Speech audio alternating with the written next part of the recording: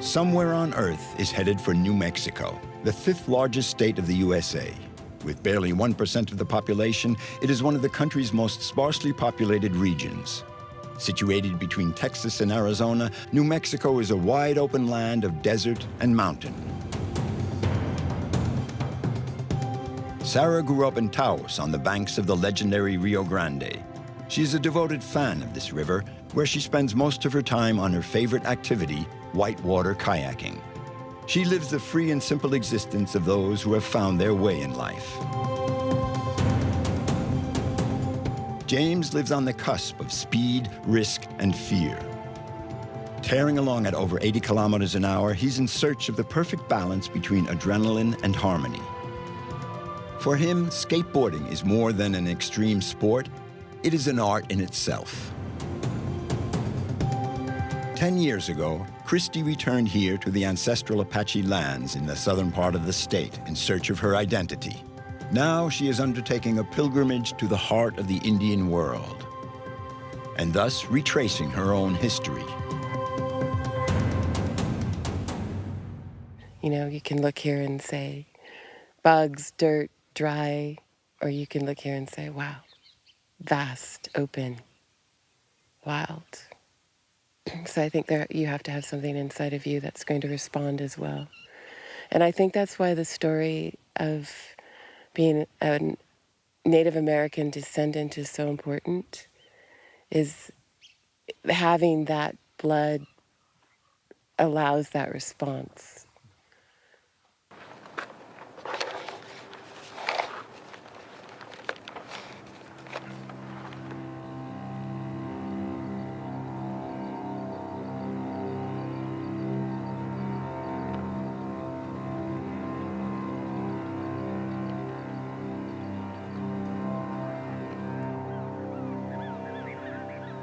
Southern New Mexico was Apache territory. Kristi Moya and Joe Science are Native American descendants. Their ancestors belonged to the Chiricahua tribe. Roaming this vast, wild region together has been a way for Kristi and Joe to commune with the spirit of the Apache people that continues to haunt these mountains.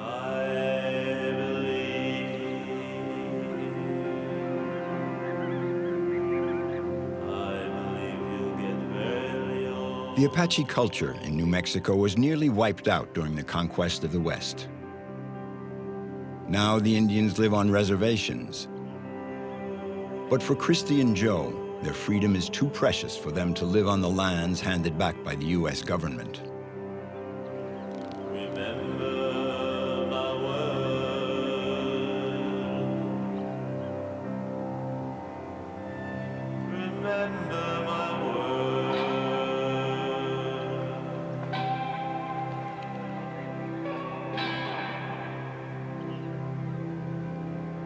About 10 years ago, Kristi happened to find out that she is a mestiza, a mixed-blood descendant of Spanish and Apache origin. This discovery changed her life.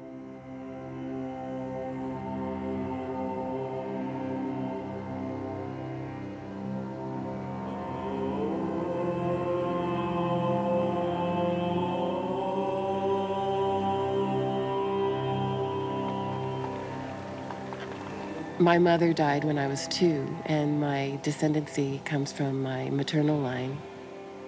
And my father hid her story and also hid the fact that I still had family on my mother's side. I had 3 aunts and a grandmother and a grandfather, and until he died, I had no idea.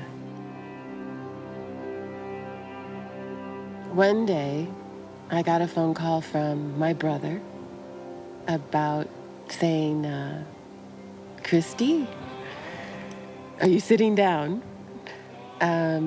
We've gotten a call from a radio program that says that our Auntie Connie has found us. She came on the radio and introduced herself. And it was a little bit difficult to go through that on national radio.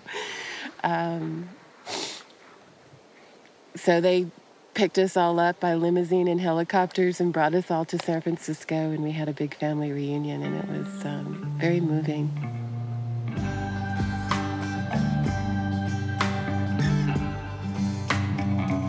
Before she learned of her family history and rediscovered her Native American roots, Kristi was a graphic designer. She led a comfortable life by the Pacific Ocean in Northern California, where she raised her 2 daughters. Then she decided to turn over a new leaf and follow her instinct. She came to settle on these vast, wide-open spaces to live out her Apache identity that had been hidden from her for so long. Now, little by little, Kristi is picking up the threads of her long-buried heritage.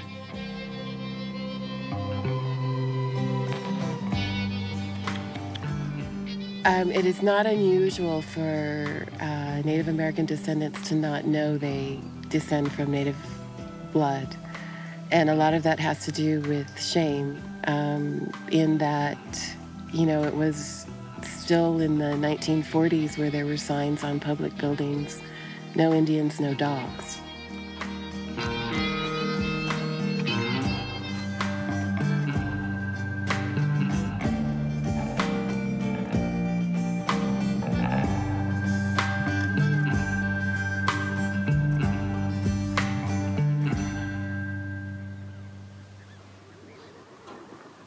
At the Padilla Ranch, Joe is getting the horses ready for his trip with Kristi. They're about to undertake a pilgrimage to the heart of the ancestral Apache land.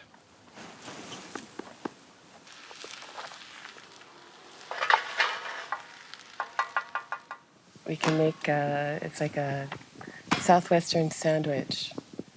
So when you're on the trail, all you have to do is eat it.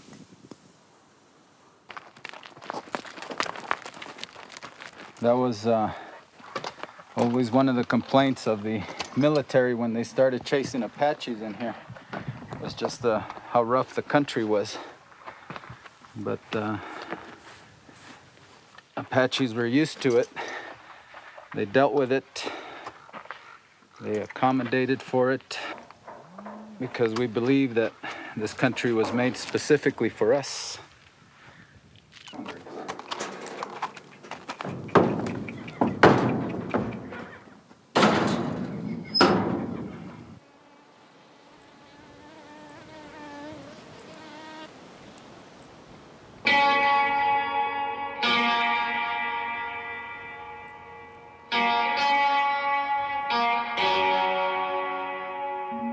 Back in California, 1,500 kilometers away, one of Kristi's daughters is about to give birth to a little Apache girl. So Kristi is about to become a grandmother. She wants to celebrate the event at Warm Spring, a traditional site sacred for all Apaches. There's only one trail that leads there. Joe and Kristi will have to do a 4-hour drive across the desert, then 2 days on horseback.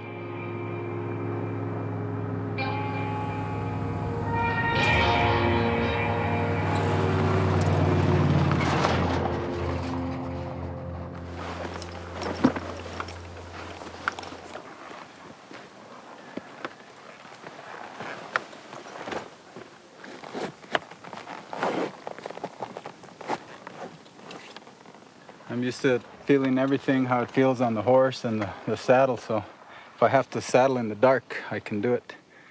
You never know in the wilderness. Half a horse? No, not really, but I have a good idea of what's good for them and what they may need, because I like what I do, so I have to try to keep my horses in good shape. And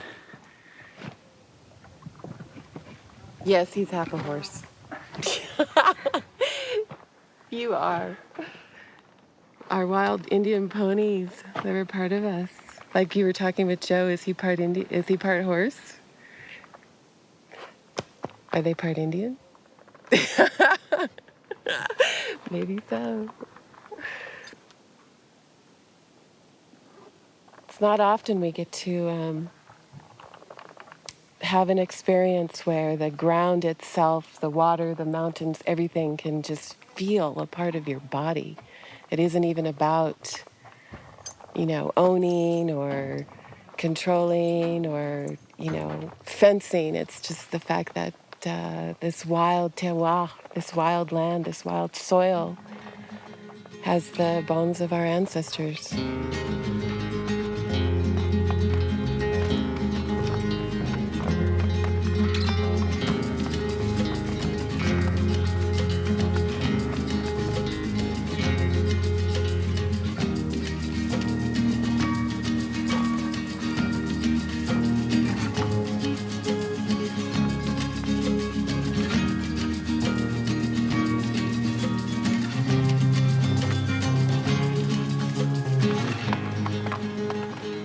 Joe is, in Apache family style, my brother. And so what he did was what he does best, and that is he showed me Apache culture and history through land. And so we traveled, I think it was about 2 years together off and on, throughout Apache territory, which is our territory, which is southern New Mexico, all the way down to Chihuahua City in Mexico, along the mountains back up. And so I've seen, everything where we used to roam and we used to live.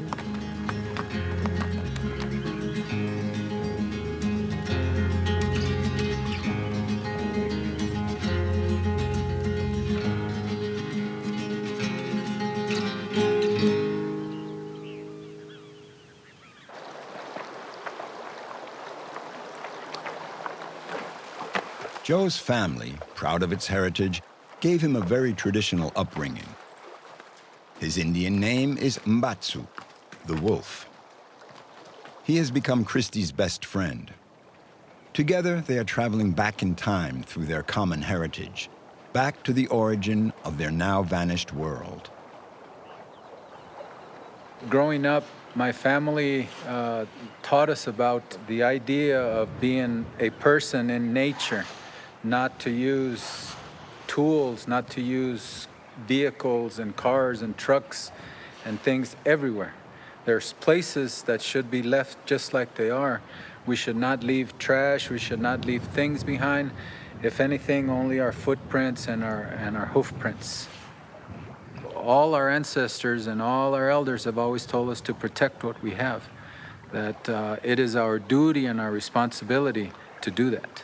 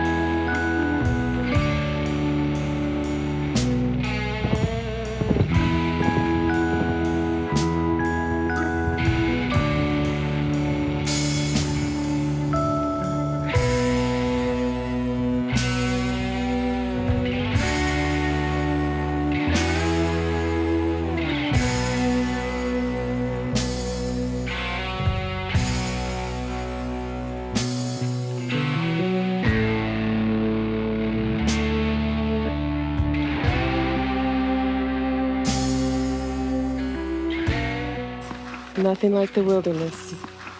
Quiet, vast. We're just a little tiny piece of a great big picture. This is our land. It's in my bones, it's in my blood. It's Apache land. These arid lands of New Mexico seem to jealously guard their secrets. And yet they say that the mother of all Apaches was born from the clear water of a spring. This evening, Kristi and Joe are only a few hours away from that sacred stream.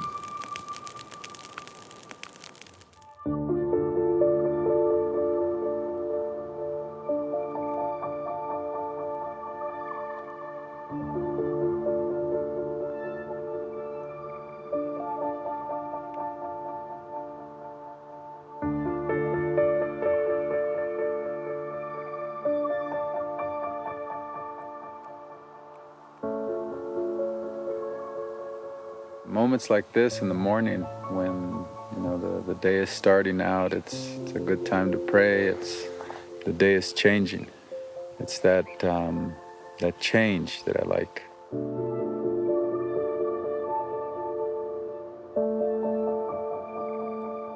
Last night was nice. Always with the coyotes singing. It's nice to know that animals around. So if you see tracks, if you hear them, the birds singing, that's why I'm out here. Wait, did you hear rustling last night? I thought I heard something really early this morning, but it didn't sound big. I think there's a bear in your belly. Yeah, it's a hungry bear. Uh-huh. But I gotta fight it.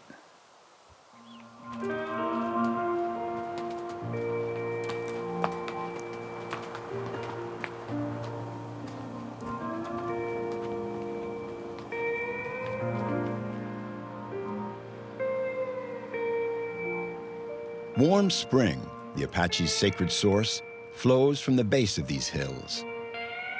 Joe knows the spot very well and comes here often to commune with the spirits of his people.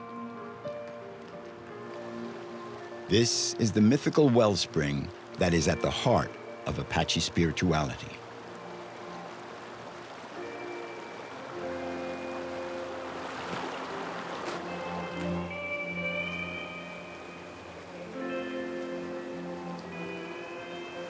This spring is known as a sacred site to Apaches, especially the Chiricahuas. We believe that the Chiricahuas, this is one of the places where they emerged onto the earth when we were created and put upon this earth to live here.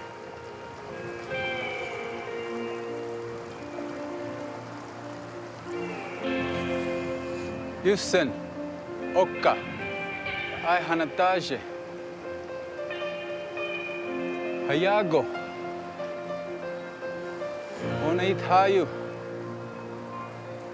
Hadag, Hayago, Onait Hayu, Hadag, Okka, Ai Hanadaje, Hayago, Onait Hayu. Apache people are spiritual people by nature. Everything that we do involves prayer, involves acknowledging the elements, the air, the water, the land. And so whenever we go somewhere that's special, we want to approach it in the proper way. And one of those ways is to pray and offer prayers to the place that we're at. And that's always something that is done by Apache people, and especially in a place like this. Hey, way, Ohio. Hey, way, Ohio. Hey, way, oh, hey, oh, hey, oh, hey, oh, hey, oh, hey, hey, oh, hey, oh, hey, way, oh.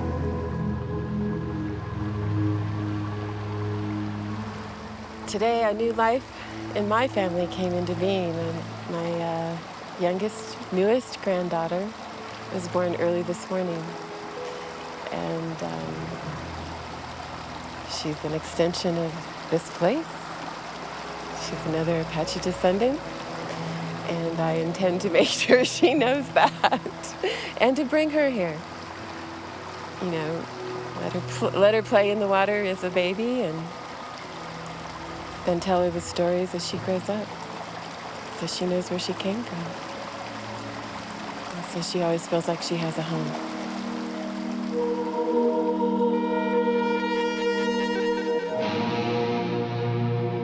Perhaps someday in the future, A woman of Apache descent will also make the pilgrimage to this sacred spring. She will recall that long ago, her grandmother, who led an exceptional life, came to chant here on the day she was born.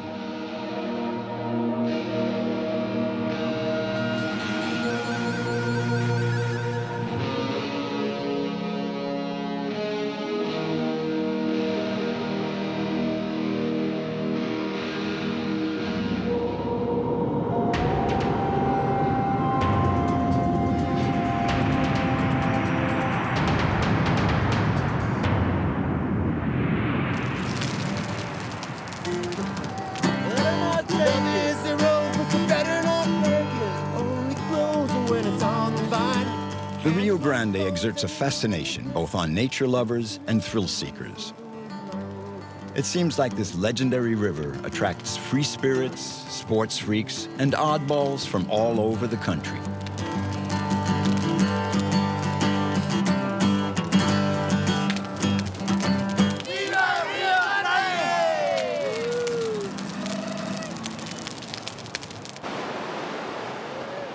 They've been waiting months for this moment. The autumn rains that poured down on the Colorado mountains and the New Mexican mesas have at last swollen the waters of the Rio Grande.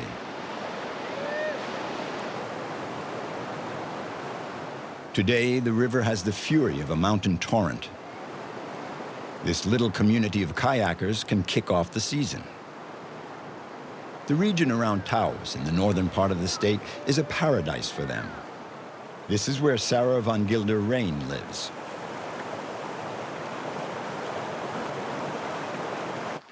Aaron is Sarah's husband. It was kayaking that brought them together several years ago. Ever since, they've shared the same passion for extreme sports and a special affection for the Rio Grande. So this is it, Sarah. Yeah, okay. It's right here. We're gonna just take the boats one at a time. We're gonna lower them off right here, and then we'll have both our boats below the first cliff. Sounds good. Okay? Yep. Super. Let's do it. Super duper. It's a little bit tricky, but sometimes access is difficult. Sometimes you have to walk out because the water's too high or too low, or there's a log, or it's dark. So sometimes we have to walk out of the cliffs of the gorges. Today we're walking in.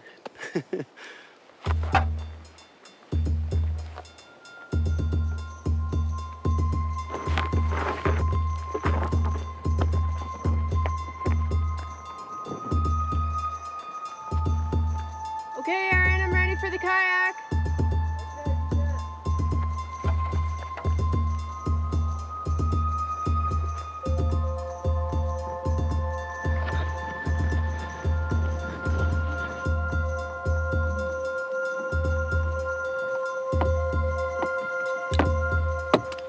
When access is difficult, there's going to be no one there.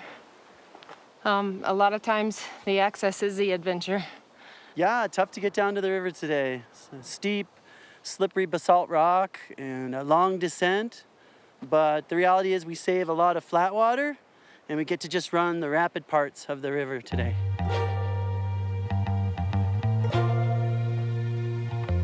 So are we going down there or what?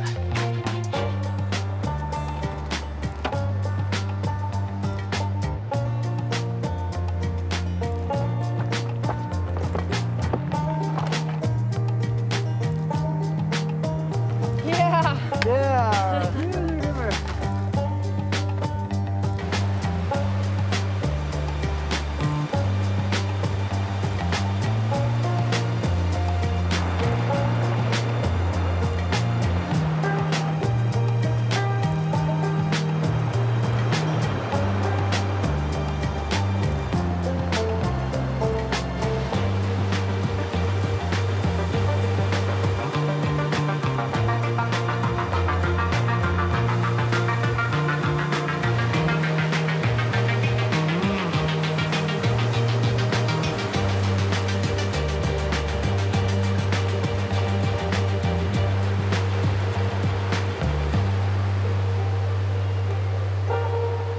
It appears to look easy a lot of times. People often think that they can do something because we make it look so easy. which is great because I like to be inspirational and I want to be inspirational.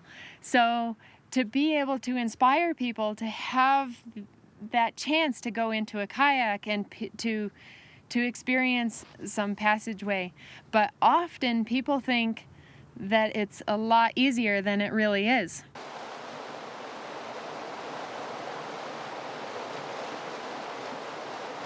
Whitewater kayaking is a dangerous sport. The river has its quirks, and it's best to check out the tricky spots beforehand, like a rally driver. It's kind of a kayak saying that when you scout, the time that you look at the scary part is the time that you're going to be in the scary part. Getting worked, they say. I don't want to get worked.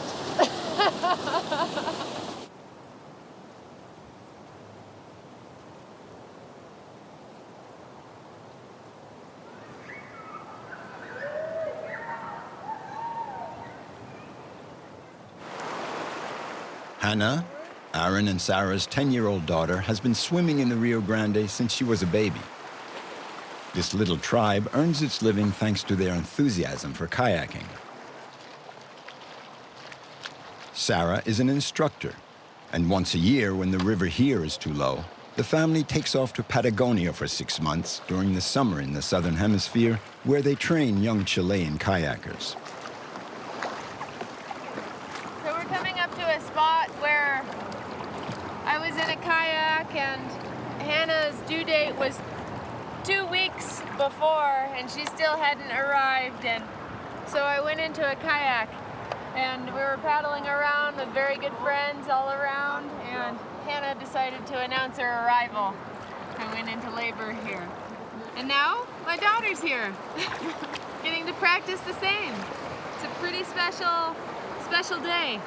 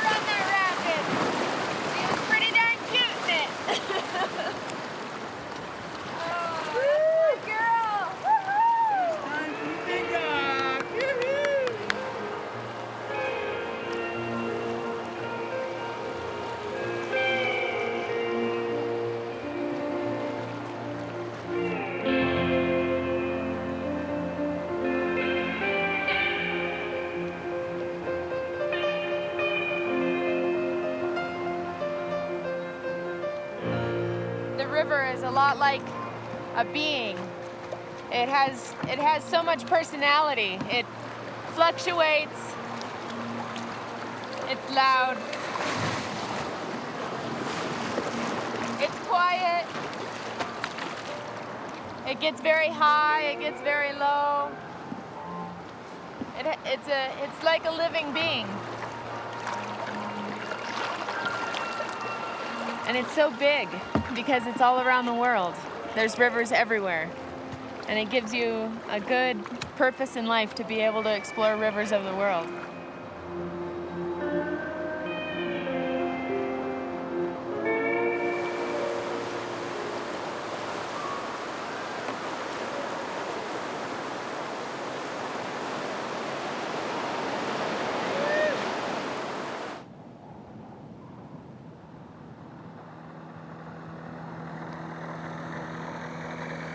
Sarah goes to meet her friend Chris at the first light of dawn.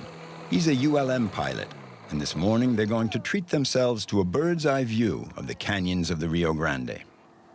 The region around Taos acts like a magnet on lovers of wide-open spaces. The hardy souls who have settled here are in contact with nature all year round. Not only is it a favorite spot for kayaking, it's also one of the best places in the country for skiing.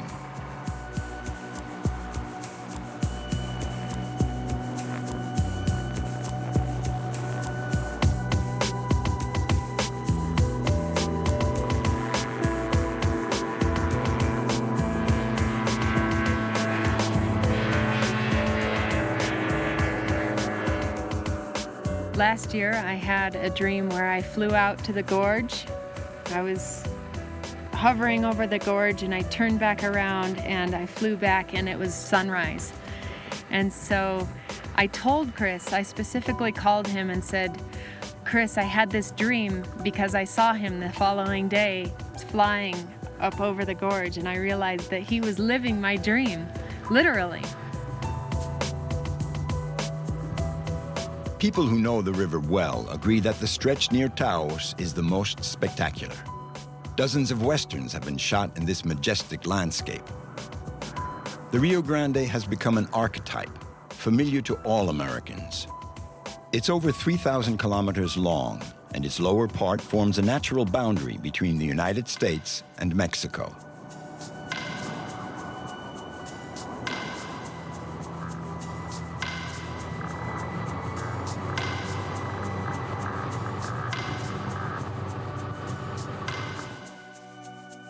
It's so quiet up there too.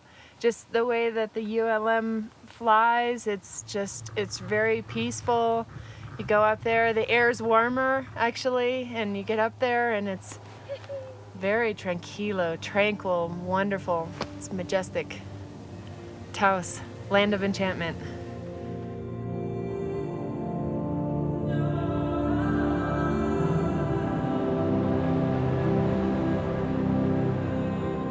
For millions of years, the canyons of the Rio Grande have been the battlegrounds of a relentless combat between water and stone. Sarah has found her equilibrium in this struggle and the power of the water.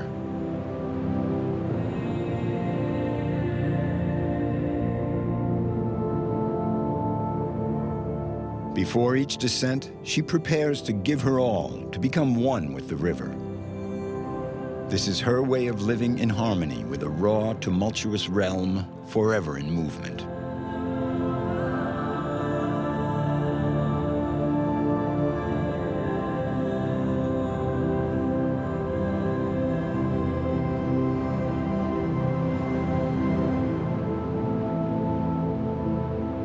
This is the moment of truth. Sarah takes the plunge and on her own braves the whims of the Rio Grande. The beauty of kayaking is that there's wave trains. Life is a wave train. There's peaks, there's valleys, sometimes you see the end and sometimes you don't. And sometimes you get scared and sometimes it builds your confidence. And you never know what's around the corner. Even on rivers that you've been on, because the river changes.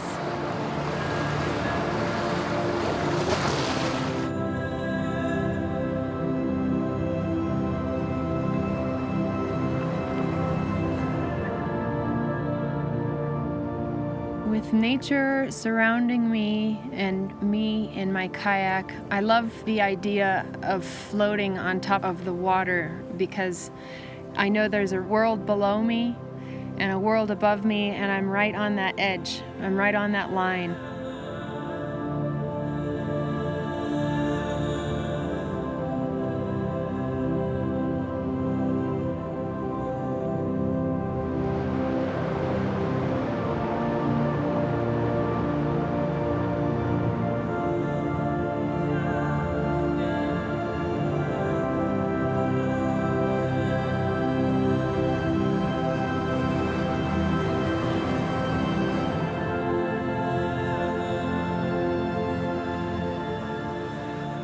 For me, I go down the river and it removes all the problems of everything.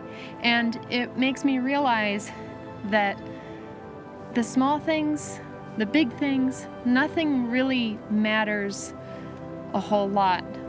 You just have to be able to take it for what it is.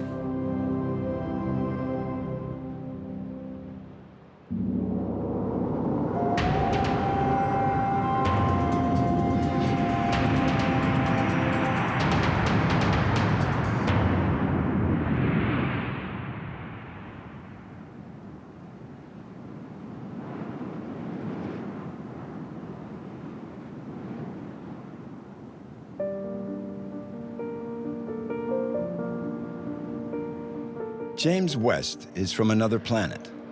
Riding his skateboard, he's playing with existence, flirting with the curves, and day after day he traces arabesques on the roads of New Mexico. This is no longer a sport for him, but more a wink to the plodding earthlings. On his board, James has attained the pitch-perfect balance of an equilibrist or trapeze artist. Longboarding is really great because it's given me an opportunity to really connect with nature. They both go together really well because a lot of the roads we want to skate, the fast, big, technical roads, are all roads going up to the top of mountain peaks. James is right at home on these mountain roads that snake down to the vast plains. He dreams of a road, an endless road, that would carry him to the ends of the earth. He slips along the ribbon of asphalt and for a moment transforms it into an invisible, fleeting work of art.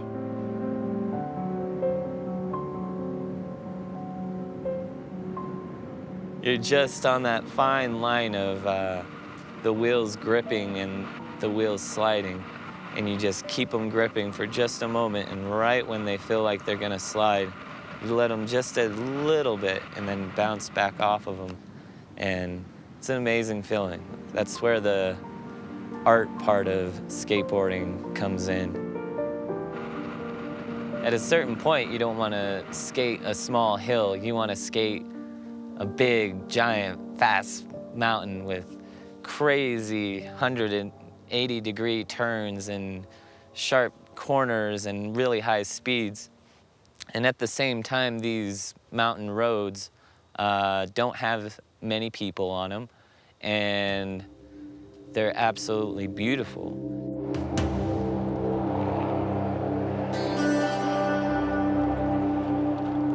James lives in Albuquerque, New Mexico's largest city. Once a year, thousands of flying enthusiasts converge here from all over the planet.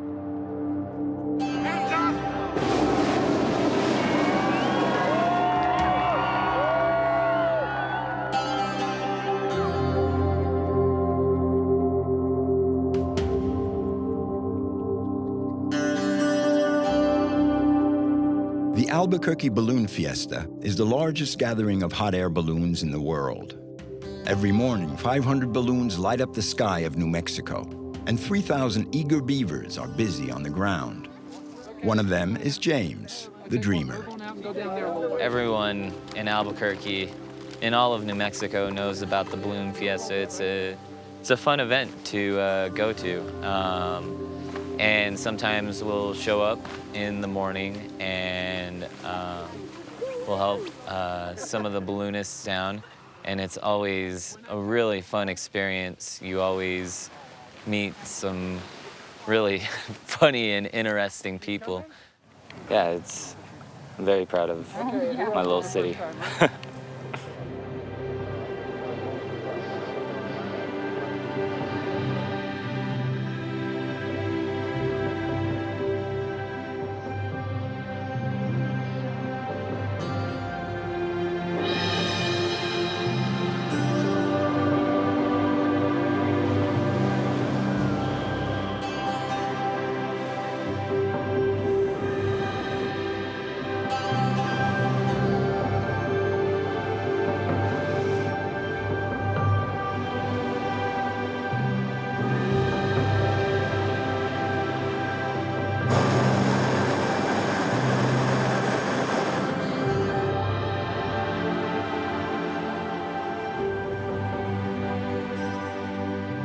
If there were a road from heaven down to Albuquerque, James would be the first to barrel down it at top speed. He could have been a tightrope walker, but he chose to push his limits in the purity of speed. His quest for freedom is a far cry from the constraints imposed by a sport. Longboarding is simply an extension of his being.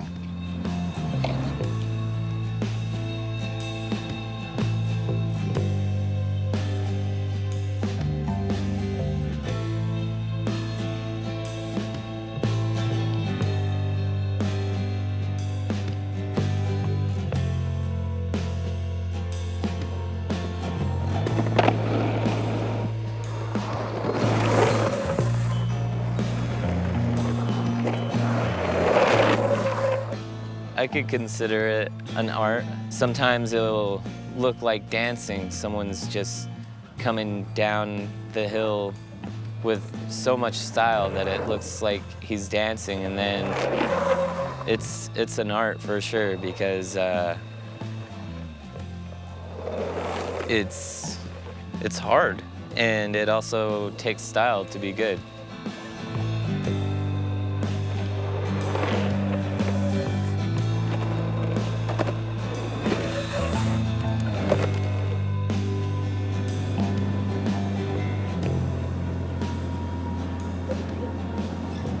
Hidden away in the mountains of New Mexico are some very tempting roads. James searches them out and breathes new meaning into them. In his world, these roads are not exclusively for cars. Extreme skateboarding is barely tolerated in the United States. James is an asphalt maverick, and in the eyes of the local sheriffs, an outlaw.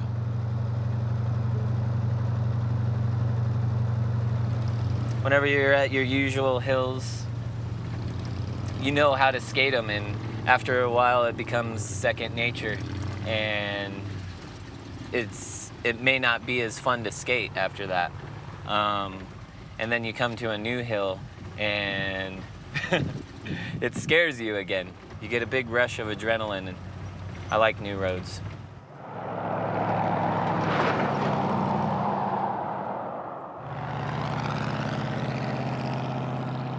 James has recently spotted a mountain pass at an elevation of 2,000 meters in the north of the Chihuahua Desert.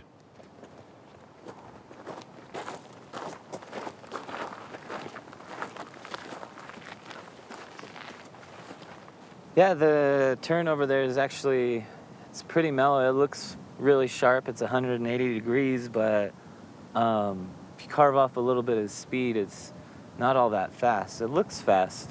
I think that's one of the harder corners, is that it's a left-right too. It's a real steep chicane. It's two 90s right on top of each other. Right.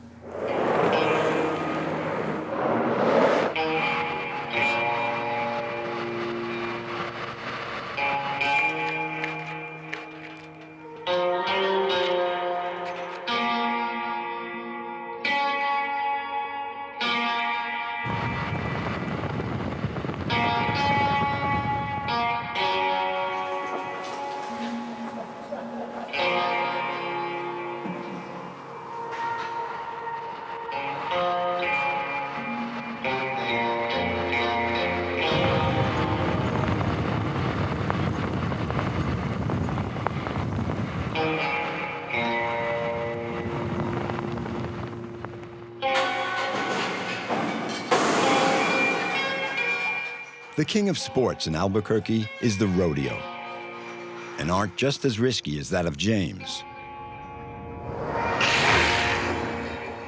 He has been familiar with horses and corrals ever since his childhood, but he has never yet dared take on a bull.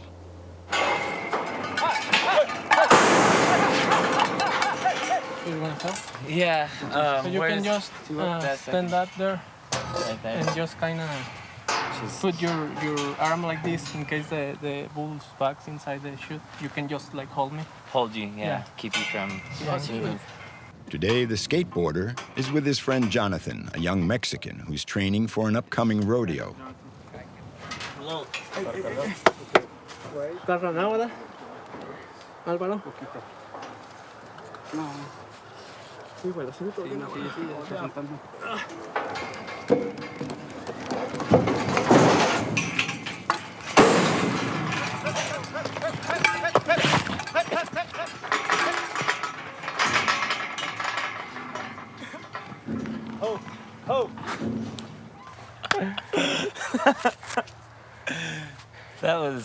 That was messed up. That's scary. I was holding you all right? Yeah. All right. Kind of too explosive, you know, like too high. Like I was trying to stay as much as I could, but it's just practice. So it's better like trying to not get hurt and be healthy for the next rodeo. Bull riding as a whole has become a lot more an extreme sport. you're getting a lot of people that are involved that are kind of like skateboarders, those type of things that like extreme sports. There's still a few of us that it's our roots, you know. We were raised this way. We were raised around cattle and horses and this way of life forever. And it's one of them deals, once it gets in your blood, it's kind of one of them things you stick to. We definitely don't make much money at it, but we like doing it, you know. Yo, thank you. Oh, yeah.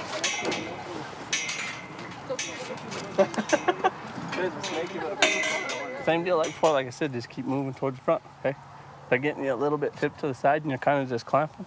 Let loose and get a hold with your feet. Keep chasing your rope, okay? With those spurs, get a hold with them. Squeeze tight and keep moving to the front, all right? Okay, right, good, Keegan, you'll do good. Keep moving. Right, good. More. Move! Ride! Ride! Keep moving! Keep riding! To the front! To the front! Okay. So when he kicks like that, shove your hips into him, right? Then when he comes up, then push. And then shove your hips back into him, okay? You did good. You didn't quit, as long as you try. I'm gonna try a little one just for fun. See how it goes. Kind of curious, honestly.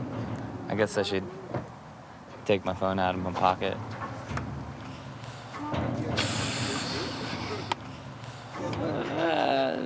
They got horns and stuff. Horns out here, buddy. What's his name? Chaos. Chaos, great. That's awesome. He didn't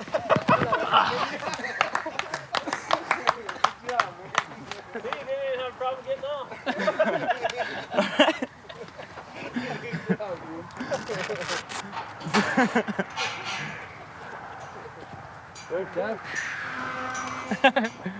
Big guy like that. Fuck. What do I wish for in my life? I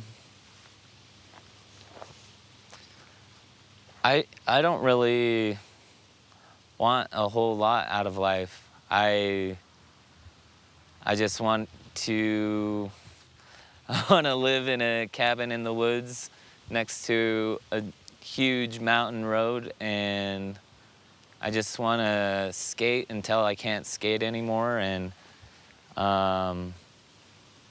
know, I always want to be learning at the same time, but really I just want to be following my passion for the rest of my life and be able to pursue that and live comfortably. That's all I want.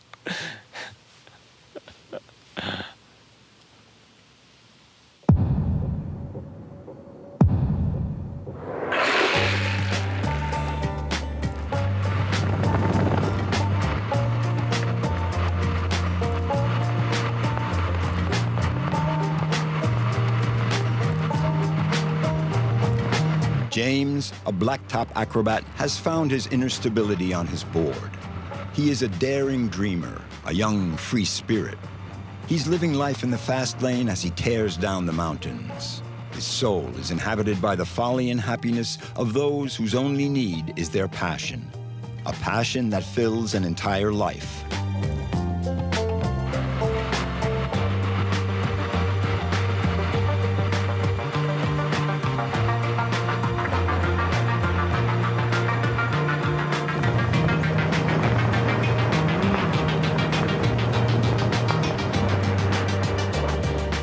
James, at 24, is destined to become a longboard legend.